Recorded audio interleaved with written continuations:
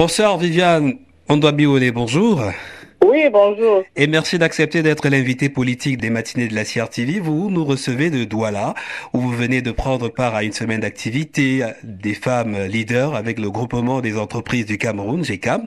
Vous avez partagé la richesse des rencontres sur, par exemple, la transformation des organisations avec des femmes managers du Cameroun.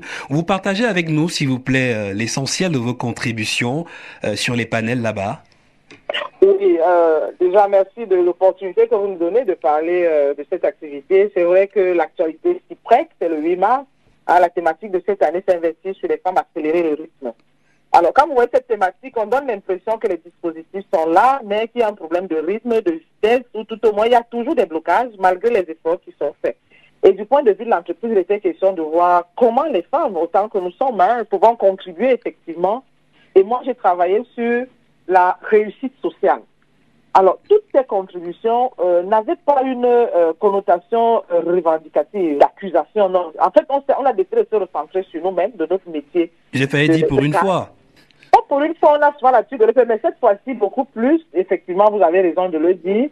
Il n'était pas question de focaliser sur les blocages, mais de dire au fond, nous avons un espace qui est ouvert, parce que les femmes, il faut qu'elles comprennent, elles peuvent s'investir au Cameroun, à Douala, à Yaoundé, dans la sous-région, et même dans le monde entier. Et c'était un peu ça la richesse aussi du panel. Elles sont des ressources qu'elles peuvent utiliser pour s'épanouir. Il était question de partager également le parcours de toutes les dames qui étaient sur le panel pour qu'elles comprennent que non seulement c'est possible, si ce n'est pas possible ici comme ça semble être le cas, je suis désolée de le dire avec beaucoup d'amertume, elles peuvent s'épanouir ailleurs. Voilà. Professeur Viviane Ondoabiolé, ça se voit, ça s'entend que avec ces activités, vous renouvelez votre engagement dans la formation des femmes cadres afin d'accélérer leur ascension. Alors, j'ai sous la main votre livre intitulé 101 femmes de l'émergence du Cameroun, fait troublant, publié aux presses universitaires en 2022, un livre qui promeut les talents féminins. Et là-dedans, il y a cette phrase: Monsieur le Président de la République, voici les femmes. Vous présentez des profils pointus, capables d'occuper de grands postes. Il y a des pétrochimistes, des médecins. Est-ce que vous en avez eu ras-le-bol au point où de demander au président de nommer des femmes, c'est ça? Oui, en fait, cet ouvrage a été suscité par un choc. C'est juste après les élections des présidents de région. Nous avions quand même bel espoir à la suite de l'engagement du président de la République en 2018 dans sa position de foi où il disait qu'il s'engage à institutionnaliser l'égalité entre les hommes et les femmes. Et bien avant, dans tous ses discours de campagne, il mettait toujours la femme au devant de la scène, il promettait toujours, avec l'avantage, comme par ailleurs, en ce qui concerne le pouvoir discrétionnaire, que le président national a la possibilité, à la fin du processus de sélection des listes au niveau de l'ECAM, de désigner les représentants de son parti. Quand nous savions que le RDPC avait 9 postes et l'UNDP un seul poste, il a désigné, comme le prévoit la loi, 30 sénateurs en toute discrétion.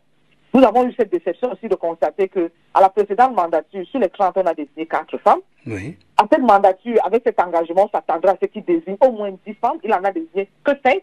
Ça veut donc dire une place simplement supplémentaire. Si on prend seulement le cas mythique de Yaoundé, nous avions 2 femmes mères sur 7. Là, nous n'avons plus aucune.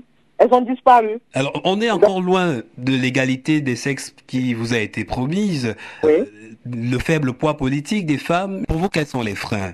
Vraiment, je le dis tel que je le pense, c'est que le président de la République dispose d'un pouvoir discrétionnaire.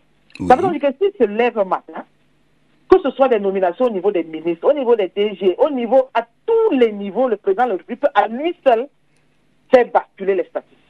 Et c'est la raison pour laquelle cet ouvrage lui est particulièrement dédié. Et il ne lui est pas dédié parce qu'on demande des faveurs. C'est aussi ça l'objectif de l'ouvrage. C'était d'indiquer les profils. Et c'est ça une femme de l'émergence.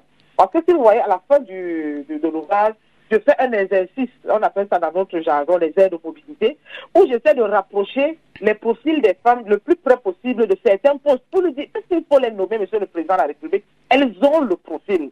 Les femmes capables. Elles sont capables. Mais essayons même avec les femmes, pour qu'on voit ce que ça va donner. Votre livre est un acte politique pour vous? C'est ce plaidoyer-là? C'est un engagement, c'est un plaidoyer. Et je ne me cache pas de dire que c'est un acte politique parce qu'on interpelle quand même le président dans sa responsabilité républicaine. Franchement, avoir une société qui est une société misogyne ne rend service à personne, même pas à lui-même, à plus forte raison à la société entière. En fait, qu'est-ce qui nous manque? Et c'est pas facile devant les chiffres angoissants de cette sous-représentativité des femmes là. Il y a quand même vos détracteurs et permettez-moi de relayer cet écho. Est-ce que ils vous trouvent pas souvent agaçants? Vous leur répondez quoi avec leurs questions à la que veulent les femmes? Vous avez le courage de continuer, professeur En fait, Viviane? moi, je les comprends. Je les comprends pourquoi? Parce qu'ils estiment que lorsqu'on parle, c'est qu'on veut prendre leur place. Non, tout le monde a sa place dans cet environnement. Le Cameroun, nous l'avons en partage. Et justement, nous ne voulons pas engager cet échange comme étant un échange je peux dire quoi, de substitution. Non. C'est une saine concurrence? C'est un droit. Je ne sais pas comment je peux m'exprimer. On ne fait concurrence à personne. On estime qu'on a notre place. Quand on fait concurrence, c'est comme si quelqu'un avait pris notre place. Non, on devrait avoir notre place. Et donc, de ce point de vue, et même dans notre discours, il n'est pas question de dire que nous voulons avoir plus de femmes, plus de places que d'hommes et tout. Non, nous voulons simplement que la société soit équitable. Pourtant, dans notre métier, la mobilité est un outil de renforcement de capacité. Qu'est-ce qu'on va faire à la République? Sur le chemin de l'épanouissement des femmes, la grande marche vers l'égalité des chances, vous voulez qu'on mette de côté ces obstacles-là. Mais je voudrais rapidement qu'on revienne entre les ateliers de couture et les marchés. Est-ce que vous avez pu acheter votre pain du 8 mars, professeur? Oui, bien sûr. Non seulement j'ai acheté, j'en ai aussi pris pour mes collaboratrices. Donc, le pain donne de l'étoffe à cette fête-là? Alors, vous savez, très bonne question. Le pain est un symbole. Dans notre environnement, lorsque vous avez vous avez un mariage, le pain fait partie de notre culture et c'est un symbole qui permet effectivement de distinguer un groupe qui manifeste un événement, heureux ou malheureux selon le cas. Mais c'est un signe distinctif, c'est un signe d'identité. Tous les ans, pendant la semaine du 8 mars, nous on arrête tout. On parle du 8 mars, on parle des femmes. Quel que soit le mandat ou le contrat que je peux avoir pendant cette semaine, je dis non, j'arrête tout. Un peu comme le pain, c'est un symbole pour moi. C'est une participation également à ce combat. Vous préférez quelle couleur, professeur, si ce n'est pas discret? Alors moi j'ai aimé le rose. Donc, le vert est tout aussi beau. comme quoi tout n'est pas morose. Nous refusons d'être tristes parce que finalement même notre destin et notre bonheur dépendent de nous. Le thème retenu par les Nations Unies, vous l'avez dit tout à l'heure, c'est investir en faveur des femmes, accélérer le rythme. Mais en revanche, sur le bout de pain qui circule sur les réseaux sociaux, dans les marchés et les ateliers de couture, on peut lire ces mots: ensemble, accélérons l'égalité homme-femme. Et à propos, je vais partager avec vous en direct le statut WhatsApp d'une jeune fille. Et je lis la légende. Ensemble avec qui? Si mon patron arrête de me donner de l'argent, qu'est-ce que je ferai? Mon homme me dépasse, c'est mon combat. Seules les femmes soumises seront épousées. Quand votre fille, votre nièce publie ça sur votre WhatsApp, vous commentez comment? Vous lui répondez quoi? Vous savez, moi j'ai du respect pour les postures des unes et des autres parce que la femme n'est pas une entité homogène. Nous sommes pluriels, d'accord? Et ce qui est intéressant, c'est que chacun puisse trouver son plaisir dans ce qu'il choisit. Si nous insistons sur la représentativité des femmes, c'est parce qu'on estime qu'il y en a qui en ont besoin. Il y en a qui sont femmes au foyer. Il y en a qui sont femmes justement parce qu'elles veulent faire de l'argent. Chacun vraiment en fonction de sa posture.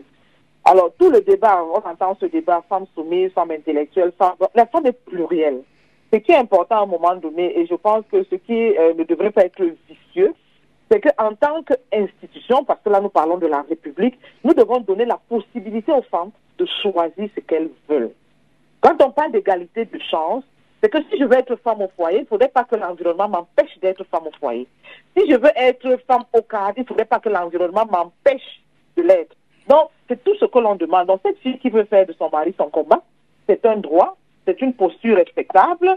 Cette femme qui veut être soumise, je ne sais pas comment on est dans la soumission, c'est un droit. Tout ce qu'on essaye simplement de faire et de dire, c'est que nous avons besoin d'un espace qui nous donne une égalité de chance. Merci pour ce moment qui peut être un coup d'accélérateur. Professeur Viviane Ondoa-Biwele, merci d'avoir accepté d'être l'invité politique des matinées de l'Asie Arctique. Je vous remercie. Au revoir.